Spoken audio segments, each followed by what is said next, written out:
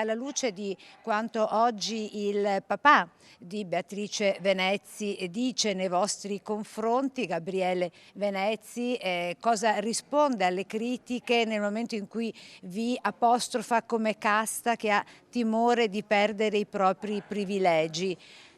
Ma questo è l'ennesimo attacco nei confronti della nostra categoria e da parte di qualcuno che, non avendo come dire, argomenti nel merito da controbattere, cerca di buttarla in cacciara politica.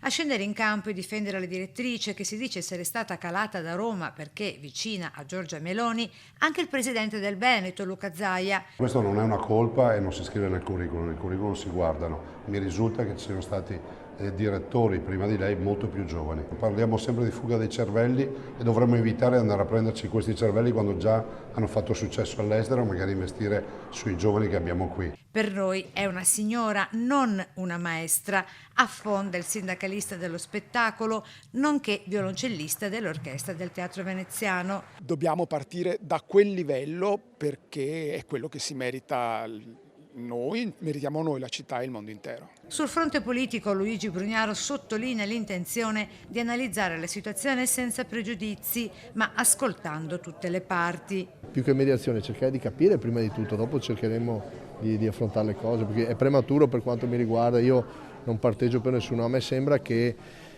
si siano scaldati molto gli animi, speriamo un attimo di raffreddare tutti. Ad oggi resterebbe confermata la prima uscita pubblica dopo la nomina della Venezzi a Mestre, prevista all'Auditorium dell'M9 mercoledì 1 ottobre alle 20 in occasione del Festival delle Idee, dove non ci sarà alcuna contestazione da parte dei musicisti dell'orchestra del Teatro La Fenice, assicura Trentin. Da parte nostra non è previsto alcun picchetto, personalmente credo che non sia il caso perché, ripeto, non è una battaglia contro la persona, perché non abbiamo nulla contro la signora Venezzi. Pur nella diversità delle posizioni, ma in segno di rispetto per la persona, l'omaggio a sorpresa di Trentin alla Venezzi con il gesto simbolico compiuto davanti alle nostre telecamere. A livello personale non c'è nulla contro di lei, quindi le regalo così attraverso la telecamera questa rosa e le auguro il meglio.